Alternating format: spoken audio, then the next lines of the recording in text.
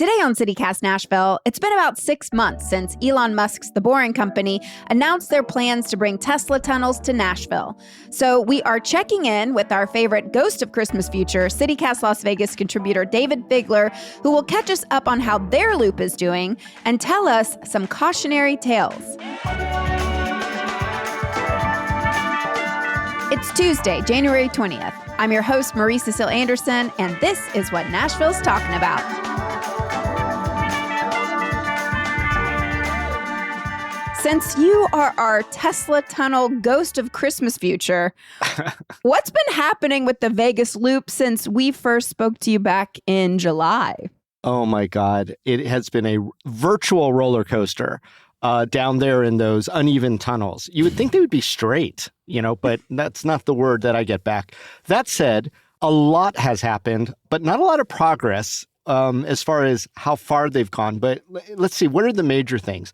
Did we talk about a guy whose pelvis was crushed as a worker? No. And so there was an OSHA investigation. And then as part of this weird Faustian deal that they have with the fire department to get like all this new and cool equipment so that they relax all their fire codes, they finally did a training in the actual tunnel itself, like a search and rescue training. And I talked to, in my role as CityCast Las Vegas host, I talked to one of the fire chiefs and he's like, look, we have to do actual drills all the time. We have to log hundreds, if not thousands of hours doing these routine things that we're not used to so that we're really good at it when the emergency situation comes up. So they finally let some firemen down there and they got the same chemical burns that the workers got back in 2024. So wait, firefighters, EMTs were in an existing tunnel that is operational and they still got chemical burns? I think it was one of the tunnels that's under development. So it had the muck about, and there was an OSHA complaint, as you would imagine, when firefighters are chemically burned. And those burns looked really, really bad, up and down their legs and up to their knee. Fortune magazine got the scoop on us on that one. But what happened next may shock you.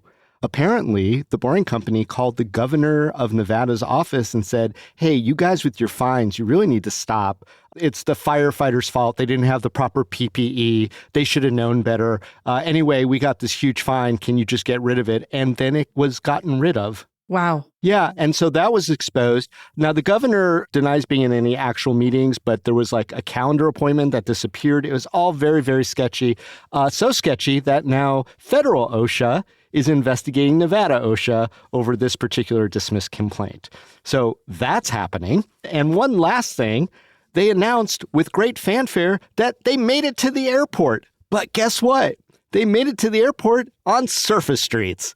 So they emerge from the tunnel and then drive a piece to go to the airport where they have somehow struck a deal where they get to undercut the fees that rideshares and taxicabs are using because they promise, pink or swear, that they're going to go right back into the tunnels when they get to one, which is a distance away. And so they have a special lane that's all dedicated to them. So now they're picking up people from the airport, but it's all fine print because it is doing the opposite of what they said it was going to be doing, Marie, which is alleviating traffic at the airport and other places. They're now adding to it. So yeah, that's kind of what's going on. Okay. Sorry. It's a lot. It's a lot. No, it is a lot. We also reported with ProPublica again in October that there were 800 environmental violations.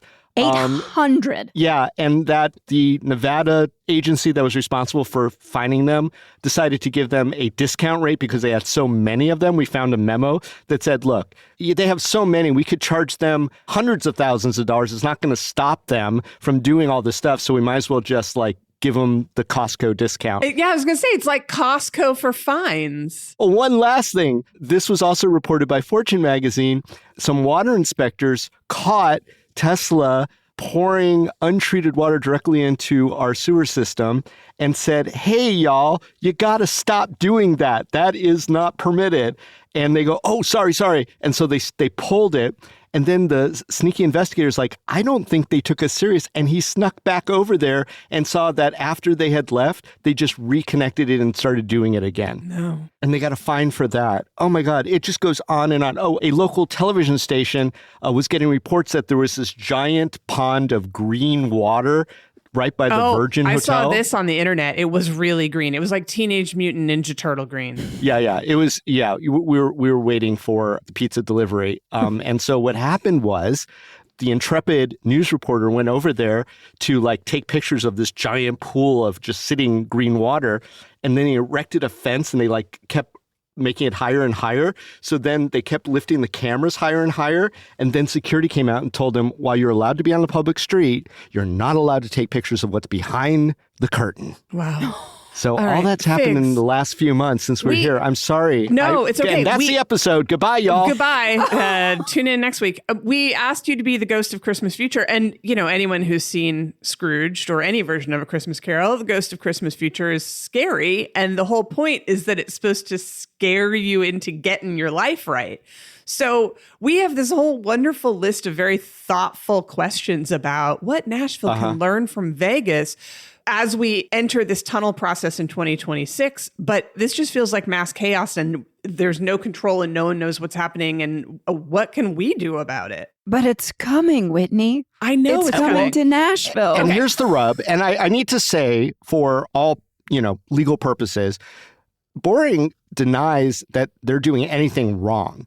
They continue to complain that they're being overregulated, that people are being sensitive, that the regulations shouldn't apply to them because they have such a unique project that no rule that has been previously written fits what they do, and that it is just a bunch of bureaucratic, slower downery.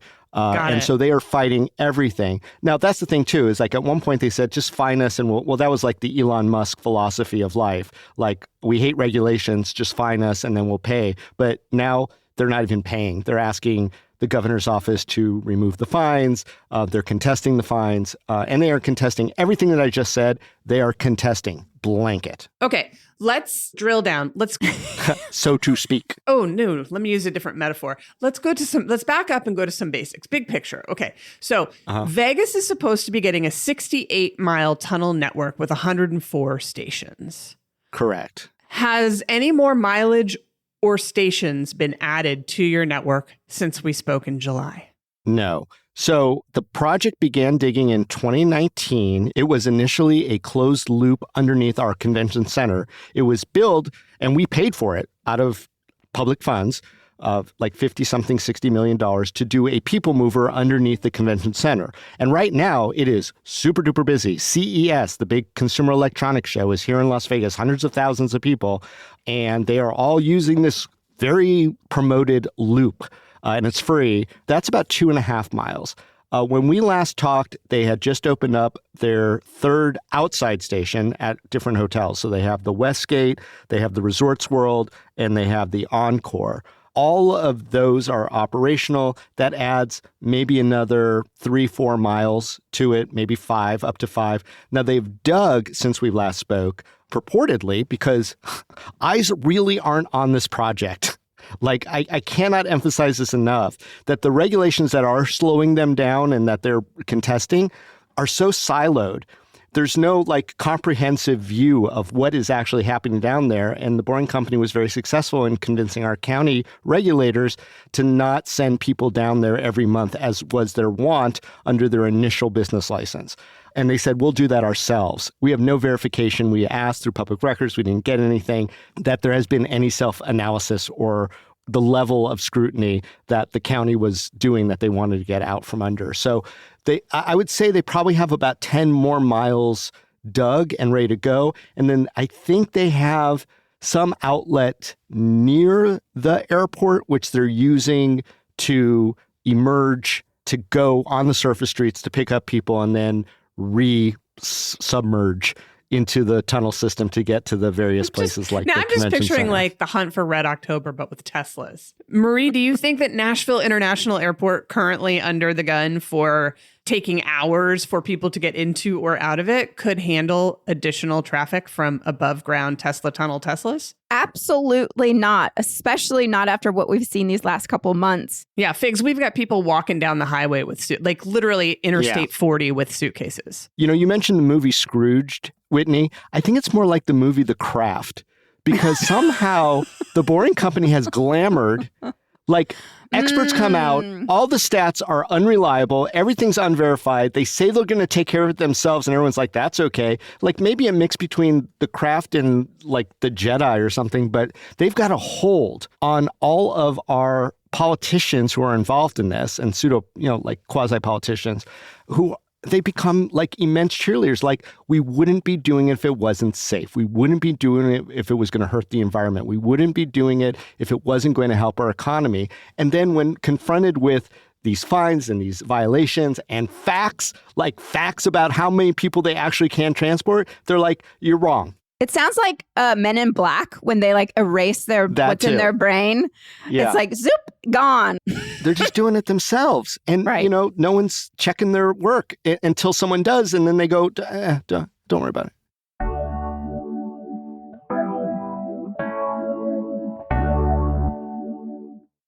Well, obviously, the communications that come out of Boring and the state here in Nashville about this project are also extremely optimistic and excited. How should we balance those versus public trust and scrutiny? If you want to be kind, trust but verify. And when you verify, you have to verify independently. You do not want to let the Boring Company pay for whatever verification. You do not want them to hire even a reputable firm to do the work under their auspice, being fed their data. Somebody needs to go in who has nothing to do with the Boring Company, foot the bill, city of Nashville, and actually run the numbers and publicly contest them. I think that's the main strategy, which we do not employ here, other than reporting, because reporting shame isn't working. Confusion seems to be, the fuel that's running those electric vehicles. So, I think that if any permits are needed, don't waive them. And if any reports are required, and the Boring Company says, we'll do it ourselves, we'll pay for a legitimate independent person, go, great. We're going to also have an independent person that we're paying for who's going to scrutinize your data, and you need to give that data to us. Right. So you're talking about kind of where we are right now in January of 2026. Boring has a handful of the permits they need, but the Tennessee Department of Environment and Conservation has told reporters they haven't even seen a permit application from them yet. Meanwhile, the CEO says they're going to start digging in March. We also got our, quote, independent environmental impact assessment before the end of last year, and it seemed to clear the way for construction to begin. What you're saying from your experience in Vegas is perhaps we need to have a completely different environmental assessment other than the one that was provided by Boring. Where's the displaced earth going? What are you using to treat your process? Where is that going? It has to go somewhere. It can't stay down there. If you're putting a tunnel under the ground, you're displacing a lot of earth, and earth mixes with other things, and they're also using chemicals in their process. That's what burned the firefighters. And that's what burned the workers, allegedly. That was the subject of that OSHA complaint that's still pending. From what I understand, that was originally reported back a couple years ago, which gave us the idea to follow through. The thing is, in our reporting initially with ProPublica and my co-author, Daniel Rothberg, we pointed out that they were being cited regularly for doing work without the permits and then asking for forgiveness afterwards. They got actual cease and desist letters. They got all the threatening letters that our various agencies, siloed as they are, can offer, and yet they were never precluded from moving forward. They were slowed down. They had to make some kind of deal with the fire department because they were not adhering to county fire codes. So they had to sort of write their own fire codes, and the fire department had to say, okay, that'll work, and hopefully it will. I mean, I don't hope for a tragedy down there, but I'm not going down there. You want to call it a one-of-a-kind, first-of-its-type project? Well, it's not tested, and now they're using my fair city as a guinea pig. Well, and we're a guinea pig too, right, Marie? I mean, we our underground is very different than Vegas's underground. That's right. Yes, we have unique rock. Your David. limestone. Yes, the We have limestone. caliche, which was That also they said- unique. Oh, Yes. look at us. There aren't basements in Las Vegas for a very good reason, and that rock underneath is very hard to get through. The desert impacted rock, and they have the equipment. They can get down there, but at what cost to the desert floor? And what cost to the water table? And what cost to the water Right. sources that we all rely upon? We don't have a full picture. Well, and they've built a whole new different machine for us. I don't know where they tested it, what with our rock, our karst formations being so unique, but they're very proud that they've already figured it out. 100 years of people in Nashville saying we can't dig tunnels here. And, 6 months later, Boring is like, oh, we can. Well, I mean, they are reusing rockets. I mean, that's what they keep saying. They're like, we are smart. And I don't think that they're not smart. I've seen the CEO, what's his name, Steve Davis? Steve Davis, yeah. He's a very intelligent man. I believe a trained engineer. He has a ton of degrees. He's very, very smart. He's not great at the public relations part because we still have so many questions and so many reporters are still trying to get the information because we don't have it. They don't respond to reporters, by the way. Well, our environmental report basically said we'll figure this out as we go. And we're smart. Right. And we're smart. We're smarter than you. Is that their pattern? Well, I mean, the whole thing was initially sold as like, don't worry about it. It's just going to be underneath the convention center. And now it's like 60 some miles and hundreds of stations all over the valley.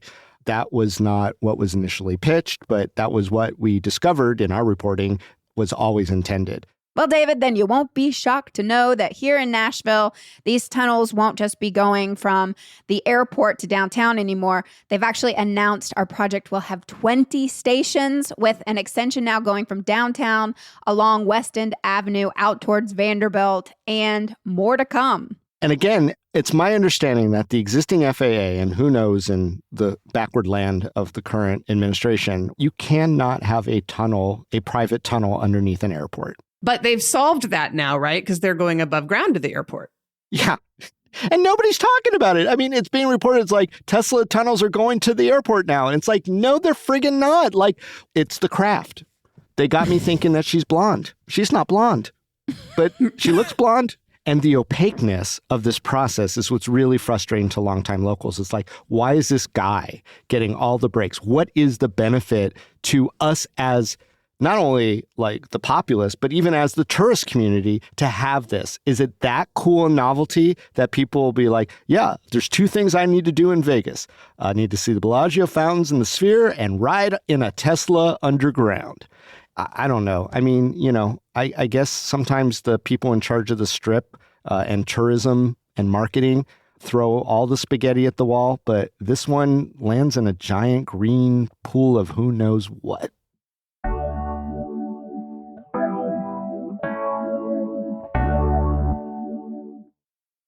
Are you shocked at the level of how your local elected officials and government officials have seemingly just allowed Boring to do whatever? No, I'm not. You're not I wish surprised. I was. No, I mean, it's like Vegas is a very insecure place. We kind of feel like we're literally built on a house of cards. And at any moment, whether it's sports betting being, wide or when Atlantic City opened up, that's going to be the end of Vegas. People are just going to stop coming here. So we have to keep it fresh. And sometimes you get a home run with the troubled but instantly iconic Sphere. And then you get like things like F1 that no one understands why you give over to billionaire race car drivers.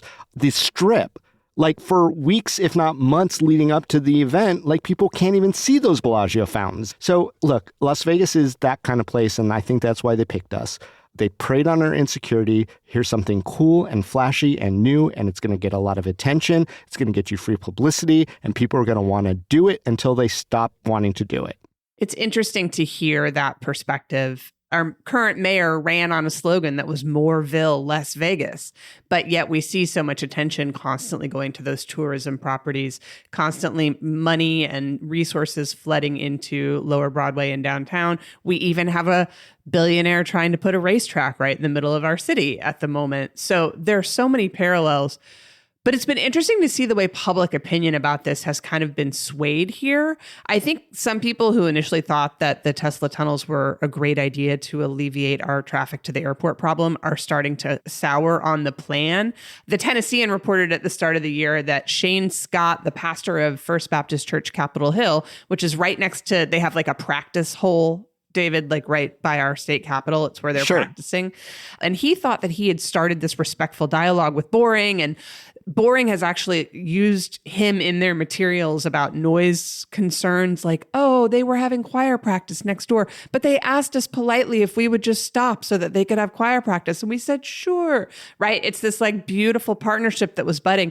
But now that pastor is calling the whole thing, quote, a dog and pony show. I guess my question is, the majority of Nashville residents are not elected officials. They do not have permitting power. What do Nashville residents need to be paying the most attention to, even if they still think that this is maybe a decent plan? They need to support the reporters who are talking about it, because that is the only place that you're getting any sunshine into this dark hole project.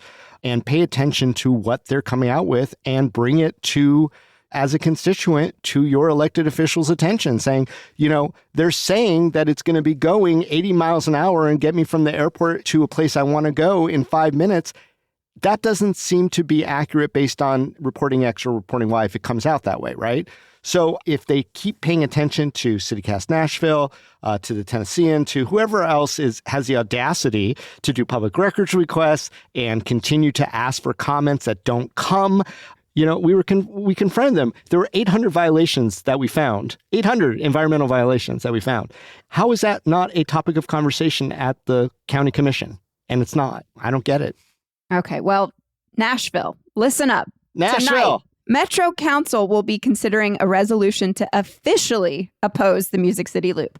This was deferred from December, and obviously, listeners, if you want to use your voice on that, go on down to the historic Metro Courthouse and use it. Figler, has public opinion in Vegas moved the needle on this project at all? No, it's a big so what. Everyone's like, what is it? We see the sites now popping up, like the dig sites with the big fences.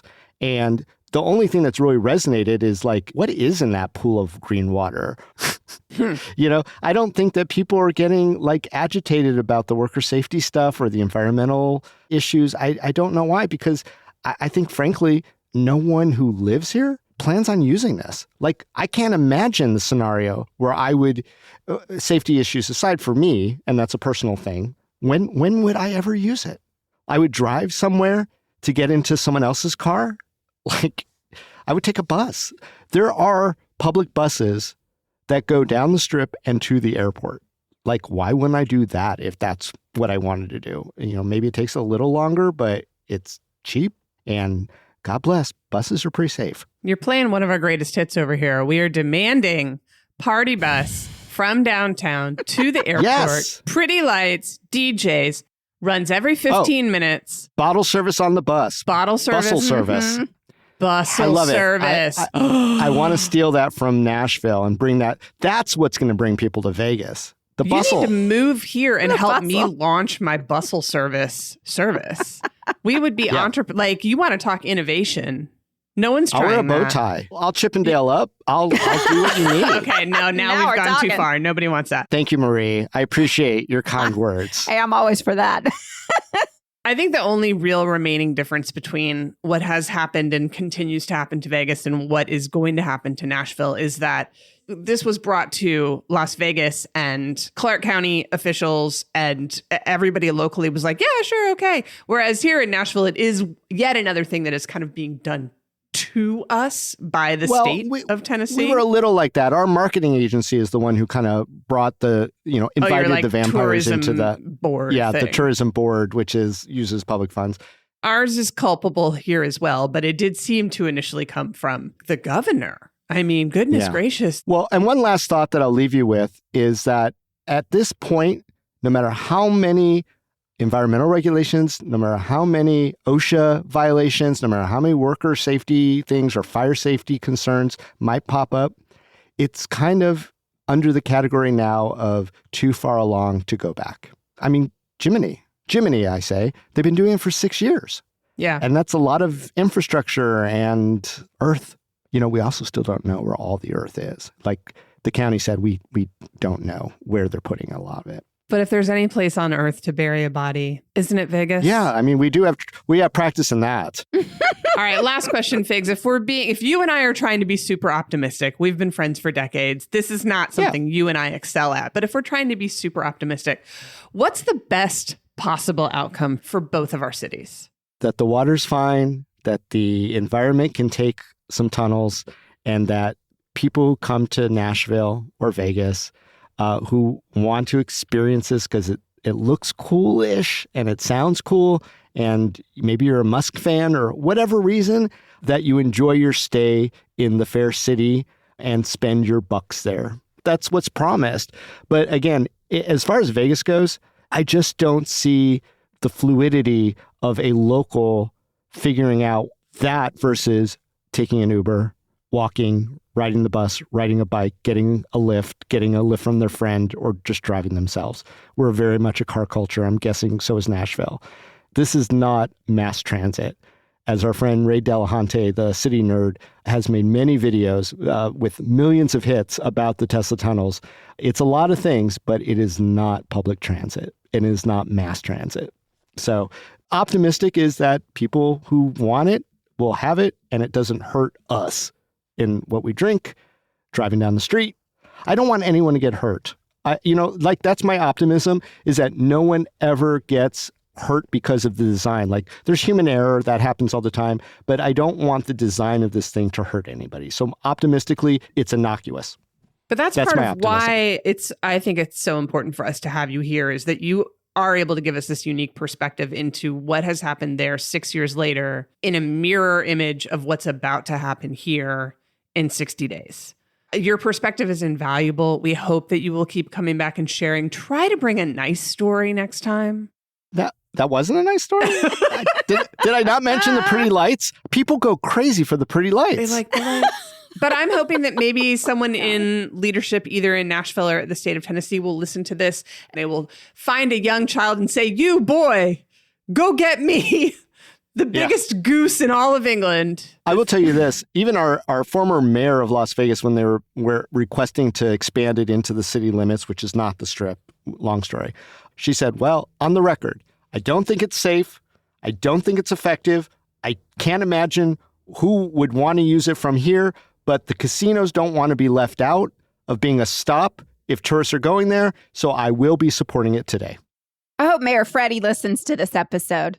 Hey, Mayor Freddie, listen to this episode. We'll send it to him. Link that ProPublica article. It's really good. It's got great quotes from Mayor Goodman. Well, Figler, thank you for giving us this look into our future here in Nash Vegas. and again, it'll just all probably be fine. Don't worry about it.